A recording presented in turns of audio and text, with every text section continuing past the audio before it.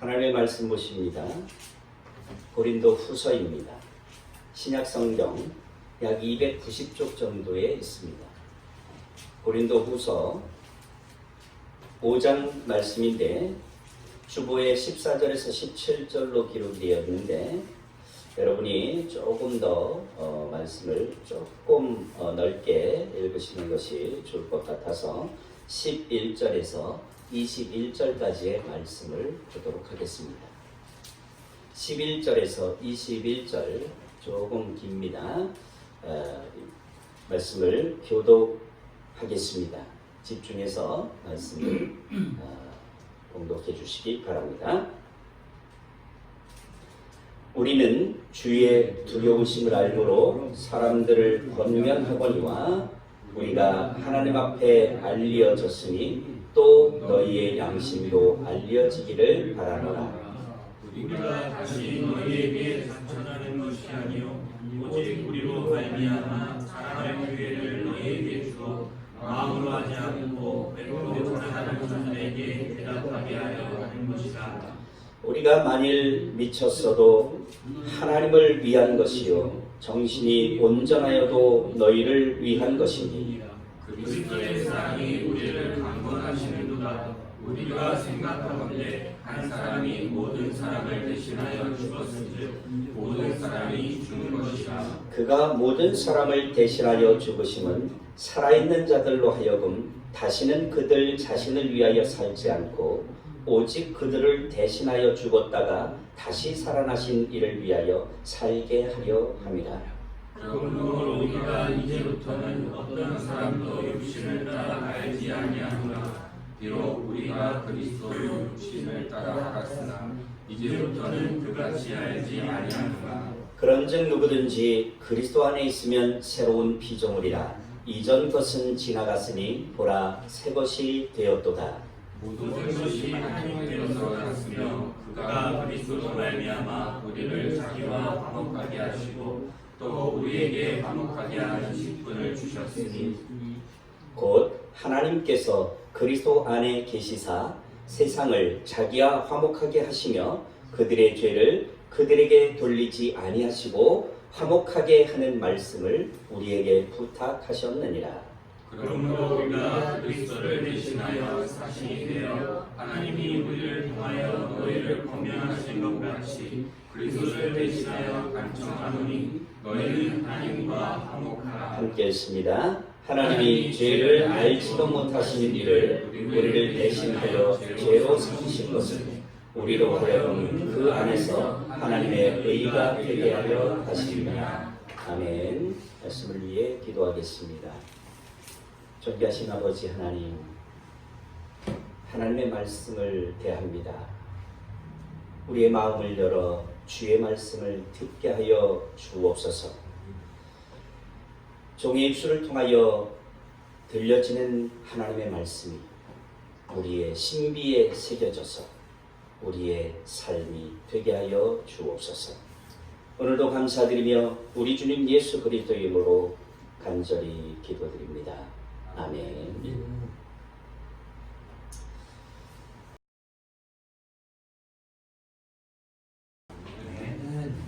신년 첫 주일 아침입니다.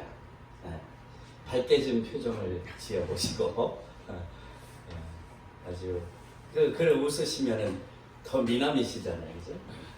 미남 미녀. 차라리 그 얼굴은 마음의 창이에요, 그렇죠? 그래서 이렇게 찌그리고 속마음을 찌그리고 살면 얼굴이 구겨져요. 속마음을 펴고 기쁜 마음으로 하나님 주시는 평강의 마음으로 그렇게 살면 얼굴이 환하게 펴져서 우리가 예수를 오래 믿으면 믿을수록 얼굴이 이렇게 광채가 나게 되어 있습니다. 할렐루야. 처음엔 세상에 찌들어서 정말 힘들고 고통스러운 그런 표정으로 살다가도 예수를 만나게 되면 얼굴이 환하게 펴져서 나중에는 얼굴에서 비둘기가 막 날아다니고 그런 광채가 내는 그런 우리의 얼굴이 되는 것이 정상인 것입니다. 우리 얼굴을 활짝 펴고 오늘 하나님의 말씀을 같이 나눌 수 있기를 바랍니다. 자, 오늘 말씀의 제목을 여러분들 주보에 있습니다. 뭐라고 기록이 되어 있는지 한번 같이 큰 목소리로 대답해 보시겠습니다. 오늘 말씀의 제목이 뭐죠? 우리는 새로운 피조물이니라. 뭐라고요? 우리는 새로운 피조물이다. 우리는 새로운 피조물입니다. 이것이 얼마나 신비로운 것인지 이제 우리가 말씀을 통해서 이제 조금씩 살펴보기를 원합니다.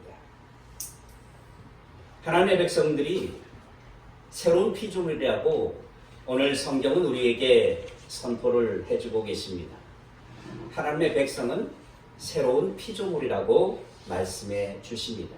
새로운 피조물. 새로운 피조물. 그것이 뭡니까? 이 세상에 존재하는 모든 것들, 사람을 비롯해서 이 세상에 존재하는 모든 것들은 다 누구의 작품이에요? 하나님의 작품이다. 하나님께서 만드신 작품이다라는 것입니다. 조물주이신 하나님께서 만드신 피조물인 바로 우리, 이 우리가 이제 새로운 피조물이 되었다라고 오늘 성경이 선언을 하고 있는 것입니다. 17절의 말씀을 같이 한번 읽어보겠습니다. 시작. 그런즉 누구든지 그리스도 안에 있으면 새로운 피조물이다. 이전 것은 지나갔으니 보라 새 것이 되었도다. 누구든지 그리스도 안에 있으면 새로운 피조물이다. 누가 새로운 피조물이라고요? 누가 새로운 피조물이라고 오늘 성경이 말씀하고 있습니까? 누구든지. 누구든지인데 또 제한이 되어 있어요. 누구든지 중에서 어디에 있는 자? 그리스도 안에 있는 자. 여러분 오늘 그리스도 안에 있습니까? 여러분 그리스도 안에 계십니까? 여러분이 그리스도 안에 계시다라고 믿는다면 바로 여러분은 새로운 피조물인 것입니다. 할렐루야. 그렇다면 오늘 성경이 말씀하고 있는 것처럼 새로운 피조물이 되는 조건이 뭐냐면 그리스도 안에 있는 것이라고 말씀하고 있어요. 그리스도 안에 있는 것. 그것이 바로 새로운 피조물이 되는 선행 조건이다라는 것이에요. 자, 우리가 사람이 어떻게 새로운 피조물이 될 수 있어요? 육신적인 생각을 가지게 되면 도저히 이것은 불가능한 것이죠. 여러분이 성경에서 그런 궁금증을 질문했던 한 사람을 기억할 수 있습니까? 바로 니고데모라는 사람이에요. 예수 그리스도께서 그를 만나서 거듭나야 하겠다라고 말씀을 하실 때 어떻게 거듭나는 것이지? 어머니 모태 속에 들어갔다가 다시 나와야 되는 건가? 바로 이렇게 우리가 육신의 눈을 갖게 되면 그것만을 생각을 하게 돼요. 어떻게 거듭나는 것인가? 내가 이 큰 덩치가 다시 어머니 모태 속에 들어갔다 나온다라는 게 도저히 불가능한데 어떻게 거듭나야 하는 것이지? 모르죠. 바로 이것이 그리스도 안에 있는 신비입니다. 신비. 바로 새로운 피조물이 되는 이 신비. 오늘 그것을 성경이 우리에게 이와 같이 말씀해주고 있습니다. 14절 15절 같이 읽겠습니다. 14절 15절의 말씀입니다. 시작. 그리스도의 사랑이 우리를 강권하시는도다. 우리가 생각하건대 한 사람이 모든 사람을 대신하여 죽었은즉 모든 사람이 죽은 것이라. 그가 모든 사람을 대신하여 죽으심은 살아있는 자들도 하여금 다시는 그들 자신을 위하여 살지 않고 오직 그들을 대신하여 죽었다가 다시 살아나신 이를 위하여 살게 하려 합니다. 자, 이 두 절의 말씀의 핵심 포인트를 잡아서 키워드 두 단어를 말씀을 드린다면 14절에서는 죽었다라는 겁니다. 15절에서는 살았다라는 것입니다.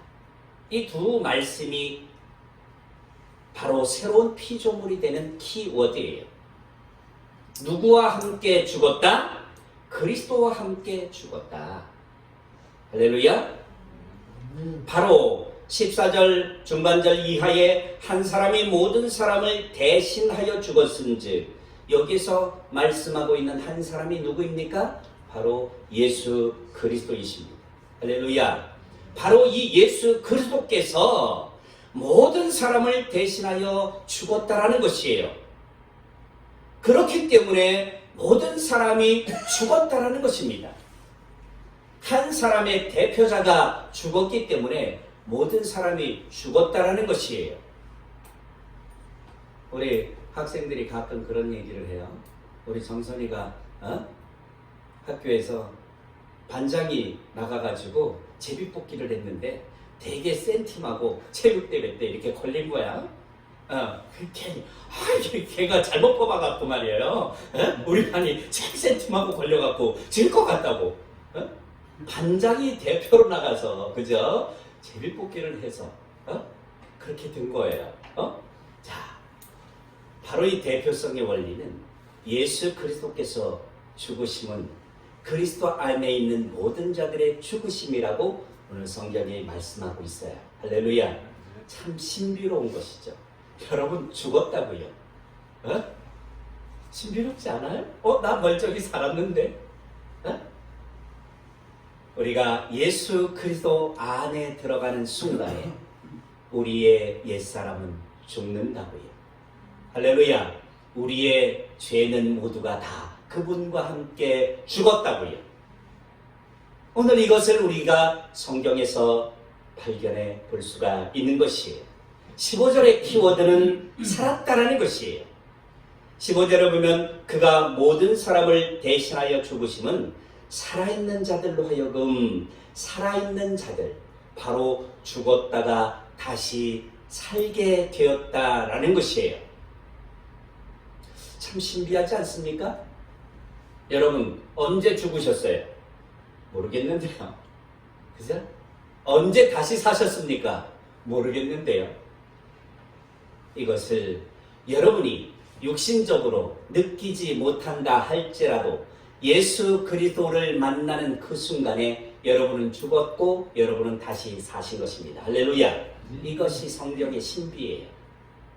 그것을 여러분이 피부로 얼마나 느끼고 안 느끼는 그것은 2차적인 문제예요.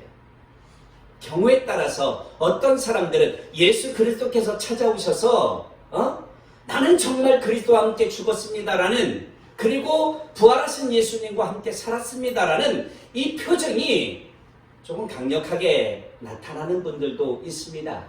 그러나 대부분의 사람들은 우리가 마음으로 믿어 의에 이르는 것처럼 조용히 잠잠히 그렇게 깨닫고 느낄 뿐인 것입니다. 그것이 믿어질 뿐입니다. 할렐루야. 예수 그리스도를 믿는 순간에 우리는 그리스도와 함께 죽는 것입니다. 예수 그리스도를 믿는 순간에 우리는 부활하신 그리스도와 함께 사는 것입니다. 이것이 신비인 것입니다. 할렐루야. 오늘 이 말씀을 조금 더 구체적으로 사도 바울은 로마서에 다시 한번 표현을 하고 있습니다. 한번 로마서로 돌아가서 그 말씀을 살펴보기를 원합니다. 로마서 6장으로 가겠습니다. 로마서 6장입니다.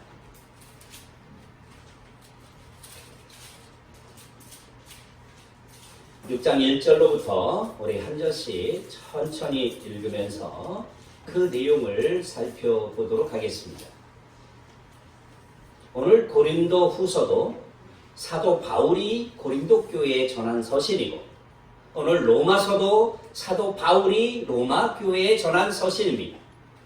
다시 말해서 고린도서와 로마서는 사도 바울이라는 한 위대한 하나님의 사람이 성령의 감동으로 기록한 말씀이라는 것이에요. 그래서 동일한 관점, 동일한 생각을, 하나님의 뜻을 기록해 놓을 수 있었던 것이죠. 6장 1절부터 우리 천천히 한 절씩 읽어보도록 하겠습니다. 로마서 6장 1절입니다. 그런즉 우리가 무슨 말을 하리요? 은혜를 더하게 하려고 죄에 거하겠느냐? 그럴 수 없느니라. 죄에 대하여 죽은 우리가 어찌 그 가운데 더 살리요? 3절부터 잘 보세요. 무릇 그리스도 예수와 합하여 세례를 받은 우리는 그의 죽으심과 합하여 세례를 받은 줄을 알지 못하느냐?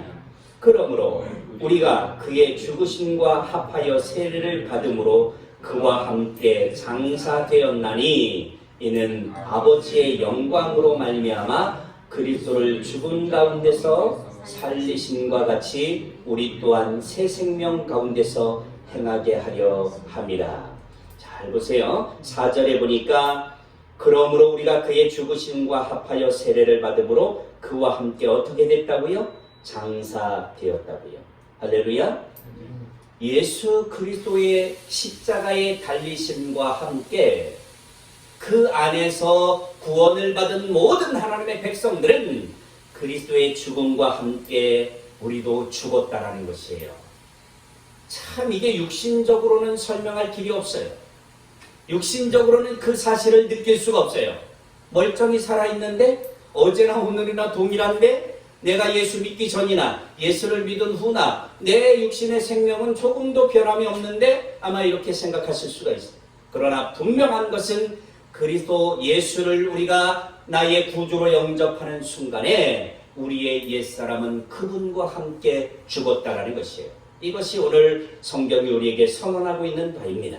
5절의 말씀 계속 읽겠습니다. 만일 우리가 그의 죽으심과 같은 모양으로 연합한 자가 되었으면 또한 그의 부활과 같은 모양으로 연합한 자도 되리라. 우리가 알거니와 우리의 옛사람이 예수와 함께 십자가에 못 박힌 것은 죄의 몸이 죽어 다시는 우리가 죄에게 종노릇하지 아니하려 함이니 이는 죽은 자가 죄에서 벗어나 의롭다 하심을 얻었음이라. 만일 우리가 그리스도와 함께 죽었으면 또한 그와 함께 살 줄을 믿노니. 할렐루야. 그리스도와 함께 죽은 자들은 그리스도와 함께 사는 것입니다. 이것이 바로 그리스도와 함께 연합함의 신비인 것이에요. 여러분, 이것을 우리가 육신의 몸으로 어떻게 느낄 수 있겠어요? 여러분이 예수 그리스도를 정말 믿는다면, 오늘 하나님의 말씀을 믿는다면 이 신비한 연합이 우리 안에서, 그리스도 안에서 이루어진 것입니다. 할렐루야. 이 신비한 연합이 이루어진 것이에요.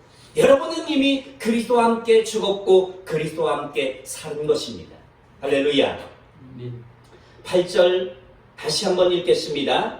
시작. 만일 우리가 그리스도와 함께 죽었으면 또한 그와 함께 살 줄을 믿노니. 9절. 이는 그리스도께서 죽은 자 가운데서 살아나셨음에 다시 죽지 아니하시고 사망이 다시 그를 주장하지 못할 줄을 알미로라. 할렐루야. 그리스도와 함께 죽은 자들은 그가 다시 부활하신 것처럼 그리스도와 함께 살았다라는 거예요. 그런데 오늘 성경은 그 그리스도와 함께 산 그 생명이 유한한 생명이 아니라 영원한 생명이다라고 오늘 말씀하고 있다라는 것이에요. 이것이 그리스도인의 신비예요. 이것이 그리스도 안에 있는 은혜인 것이에요. 여러분은 정말 피부적으로, 육신적으로 잘 이게 인식이 안 될지 몰라도 오늘 그리스도의 공동체 모두가 또 그리스도 안에서 연합되었다라고 하는 그것도 우리가 잘 피부에 와닿지는 않아요. 그러나 분명한 것은 우리 그리스도의 공동체, 우리 오산신광교회 공동체 모든 하나님의 백성들은 그리스도 예수 안에서 하나가 되어서 모두가 다 지체가 되어진 것입니다. 할렐루야. 누구는 눈으로 눈의 역할을, 누구는 코로, 누구는 입으로, 누구는 손으로, 손가락으로, 발로, 발가락으로 이렇게 다 지체로 연합이 되어져 있다는 거예요. 그렇기 때문에 하나님의 백성들은 이것을 육신적으로 피부적으로는 잘 알지 못합니다. 그러나 분명히 오늘 성경은 선언하고 있어요. 예수 그리스도 안에서 그의 죽으심과 함께 죽었다가 예수 그리스도 안에서 그의 부활하심과 함께 산 모든 자들은 바로 그리스도 안에서 한데 형제가 되었다라는 것이에요. 이것이 오늘 성경이 우리에게 전해주고 있는 바예요. 바로 그리스도와 함께 죽었다가 그리스도와 함께 산 것. 바로 죽은 것은 옛 것이요 바로 죽은 것은 이전 것인 것입니다. 할렐루야. 이제 새로운 피조물, 바로 그 새로운 것, 그것은 예수 그리스도의 부활과 함께 산 우리의 모습이 되는 것입니다. 다시 오늘 고린도 후서 본문으로 돌아가겠습니다. 고린도후서 5장 17절의 말씀을 다시 한번 읽겠습니다. 같이 읽어보겠습니다. 시작. 그런즉 누구든지 그리스도 안에 있으면 새로운 피조물이라. 이전 것은 지나갔으니 보라 새 것이 되었도다. 오늘 성경이 그리스도와 함께 죽은 것을 이전 것이라고 말합니다. 바로 이전 것은 어떤 것입니까? 우리가 죄악된 모습으로 하나님을 알지 못하고 살아가던 그 모습을 이전 것이라고 선언을 하고 있는 것이에요. 또한 이제 새로운 피조물이라 그랬습니다. 바로 그 새로운 피조물을 보라 새 것이 되었도다라고 선언하고 있는 것이에요. 여러분은 새 것이 되었다라고 성경이 선언하고 있는 새 사람이 된 것입니다. 할렐루야. 죄의 종로로 타는 자가 아니라 의의 종로로 타는 자로 변화가 되었다라는 것이에요. 죄가 사망 가운데로 우리를 끌고 가는 것이 아니라 하나님의 성령이 우리를 생명 가운데로 끌고 가는 바로 그러한 새로운 피조물이 되었다라는 것입니다.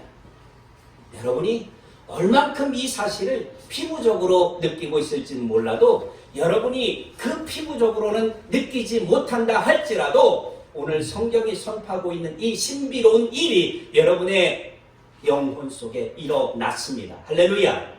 이미 여러분은 예수 그리스도와 함께 죽었다가 예수 그리스도와 함께 산 자가 된 것입니다. 믿습니까? 예수 그리스도와 함께 산 자는 이제 다시 죽지 않는 영원한 생명을 가진 자들이 되었다는 것이에요. 여러분은 영생을 소유한 자들이 된 것입니다. 할렐루야.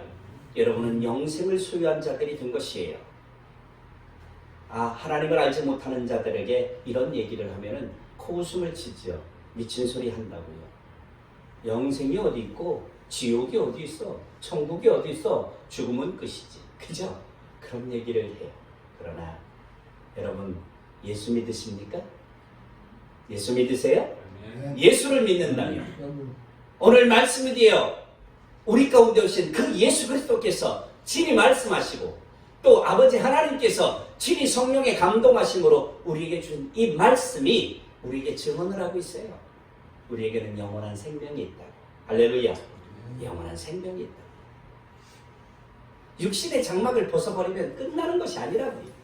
우리에게는 영원한 생명이 주어져 있다. 여러분 지금 영원한 생명을 가지고 살아가는 사람들이에요. 믿습니까? 영원한 생명을 가지고 살아가는 사람들. 이 얼마나 놀라운 신비인지 몰라요. 이 신비로운 것을 우리가 더듬어 손으로 만져보고 어떻게 터치해봐서 알 수는 없어요. 그러나 믿음으로 알 수 있습니다. 할렐루야. 예수 그리스도를 믿는 하나님의 말씀을 믿으면 내가 오늘 말씀이 선언하고 있는 것처럼 예수 그리스도와 함께 죽었다가 그분의 영원한 생명과 함께 살았구나. 할렐루야. 이것이 그리스도인이라는 것이에요. 이것이 새로운 피조물의 삶이라는 것이에요. 그러면 하나님께서 우리를 새로운 피조물로 만들어 놓으시면서 우리에게 주신 하나의 유일한 가장 큰 사명이 있습니다. 우리를 새로운 피조물로 만들어 놓으셨어요. 그리고 주신 그 하나의 사명이 주어졌습니다. 그 새로운 피조물의 보편적인 사명이 무엇입니까? 18절부터 읽겠습니다. 같이 고린도후서 5장 18절의 말씀부터 읽습니다. 18절 19절입니다. 시작. 모든 것이 하나님께로 났으며 그가 그리스도로 말미암아 우리를 자기의 화목하게 하시고 또 우리에게 화목하게 하는 직분을 주셨으니 곧 하나님께서 그리스도 안에 계시사 세상을 자기와 화목하게 하시며 그들의 죄를 그들에게 돌리지 아니하시고 화목하게 하는 말씀을 우리에게 부탁하셨느니라. 20절입니다. 그러므로 우리가 그리스도를 대신하여 사신이 되어 하나님이 우리를 통하여 너희를 권면하시는 것 같이 그리스도를 대신하여 간청하노니 너희는 하나님과 화목하라. 할렐루야. 오늘 사도 바울이 고린도 교회에 편지하면서 그리스도께서 화목제물이 되신 것처럼 본인 또한 그리스도의 사신이 되어서 대사가 되어서 화목을 선포하고 있는 것이에요. 바로 사도 바울이 그 화목을 선언하고 있는 것처럼 고린도 교회 교인들도 너희들도 바로 이 그리스도의 사신이 되어서 이 세상 가운데 화목을 전하라고 말씀하고 있는 것이에요. 자, 따라합니다. 그리스도인의 다시 한번 그리스도인의 보편적인 사명은 하나님과 사람 사이를 화목하게 하는 것이다. 됐습니까? 그리스도인의 보편적인 사명은 하나님과 사람 사이를 화목하게 하는 것이에요. 그것을 두 글자로 줄이면 뭐가 됩니까? 전도가 되는 것이에요. 뭐가 된다고요? 전도가 되는 것이라고. 또는 선교가 되는 것이라고요. 뭐가 된다고요? 선교가 된다. 그러니까 우리의 보편적인 사명, 개인적으로 하나님으로부터 어떤 직임, 어떤 일을 하라고 부름을 받은 개인적인 콜링이 있을 수 있어요. 그러나 모든 그리스도인의 공통적인 사명이 있습니다. 모든 그리스도인의 보편적인 사명이 있어요. 그리스도와 함께 죽었다가 그리스도의 부활과 함께 살아서 영원한 생명을 갖게 된 그 사람들에게 주신 보편적인 사명, 그것이 뭐냐면 죄인 돼서 죽어있는 저들에게 하나님을 소개함으로 하나님과 다리가 놓이게 되어서 하나님과 원수가 된 죄인들인 저들을 화목하게 하는 역할을 하라는 것이에요. 그것이 바로 우리가 전도를 하는 것이에요. 나아가서 믿지 않는 자들에게 예수 그리스도를 전하는 것이에요. 오직 그분에게만 영원한 생명이 있다는 사실을 전하고 그 사실을 증거함으로 인해서 우리가 한 사람의 한 영혼이 주께로 돌아오는 그 순간에 우리는 하나님께서 말씀하신, 우리 주님께서 말씀하신 하나님과 죄인들 사이에 화목 역할을 하게 된 것이에요. 할렐루야. 그것이 우리가 보편적으로 하나님의 자녀로서 해야 할 그런 일인 것이에요. 첫째로 이 화목은 하나님과 예수를 알지 못하는 자들에게 바로 그 화목의 메시지를 전함으로 인해서 하나님께 돌아올 수 있도록 인도하는 그 역할이 첫 번째의 화목의 역할인 것이에요. 성경이 말하고 있는 구체적인 화목의 역할은 그것이에요.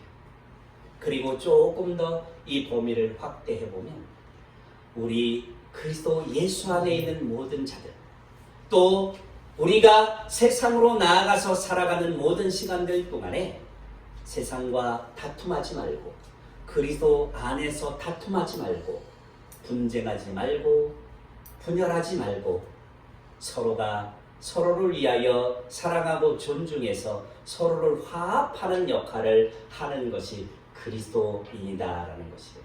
할렐루야. 교회는 어떠한 이유로도 분쟁이 있어서는 안 되는 것이에요. 교회는 어떠한 이유로도 다툼이 있어서는 안 되는 것이에요. 정말 중요한 것이에요.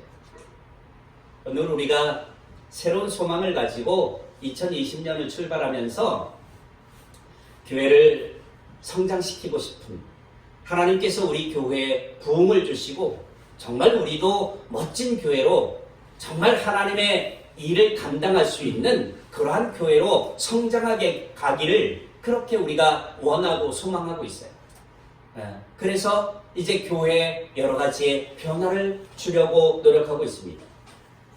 오늘 이준호 집사님께서 아침에 잠깐 홈페이지 제작에 관련돼서 저한테 설명을 해주셨지만 정말 초대형 교회가 가질 수 있는 그런 홈페이지를 만드시고자 그 꿈이 그렇습니다. 우리 교회도 이렇게 크게 될 것을 생각을 해서 이렇게 만들어야 합니다. 그렇게 말씀을 하셨어요. 꿈대로 될 줄로 믿습니다. 할렐루야. 그래서 우리가 이렇게 꿈을 꾸고 비전을 가지고 나아가고 있어요.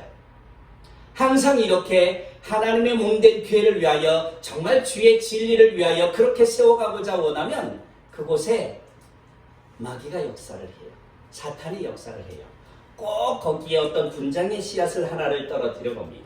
꼭 뭔가를 서로 다퉈야 될 요소들을 떨어뜨려 봅니다. 이때 우리의 마음속에 혹이라도 그런 생각이 누군가의 마음속에 그런 생각이 들어오는 순간에 이거는 교회에서는 해야 될 일이 아니구나. 이거는 성령의 주시는 생각이 아니라 마귀가 주는 생각이구나. 할렐루야. 이렇게 생각하고 그 생각을 스스로가 떨쳐버려야 될 줄로 믿습니다. 할렐루야. 그 생각을 가지고 교회에 와서 쏟아놓으면 교회가 분쟁이 일어나게 돼 있어요.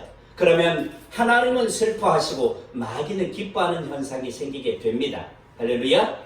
교회는 거꾸로가 돼야 돼요. 언제나 마귀는 통탄하고 마귀는 한탄하고 마귀는 슬퍼하면서 하나님의 기쁨이요 하나님의 영광이 되는 그런 교회가 세워져 가야 될 줄로 믿는 것입니다.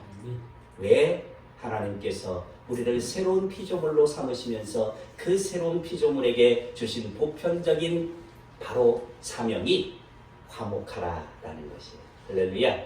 그렇기 때문에 교회는 언제나 화목해야 될 줄로 믿습니다. 오늘 새해 첫 주일 예배 말씀을 이 화목으로 여러분에게 선포합니다.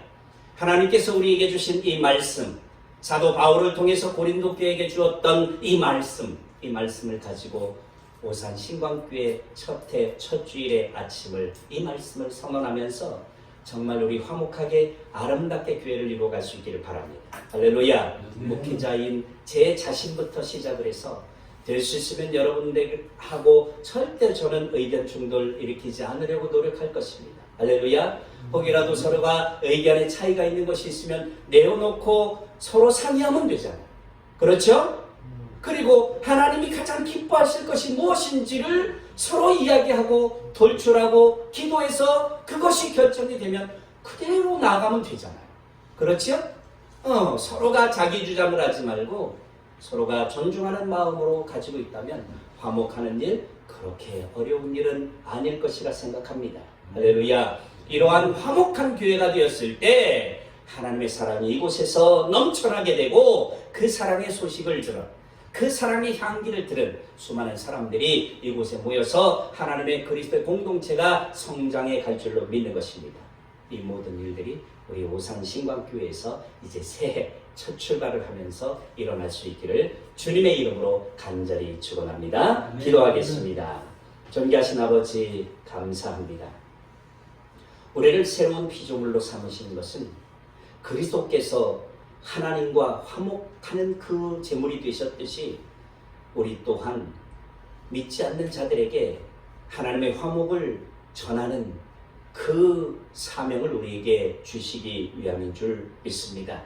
하나님 이제 나아가 우리가 그리스도 공동체 안에서부터 화목하게 하시고 나아가 분쟁과 다툼이 일고 있는 이 모든 세상 속에 하나님의 화평의 소식, 화목의 소식을 전할 수 있는 우리의 모습이 되게 하여 주옵소서.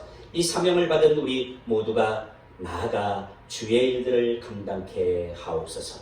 예수님의 이름으로 감사하며 기도드립니다. 아멘.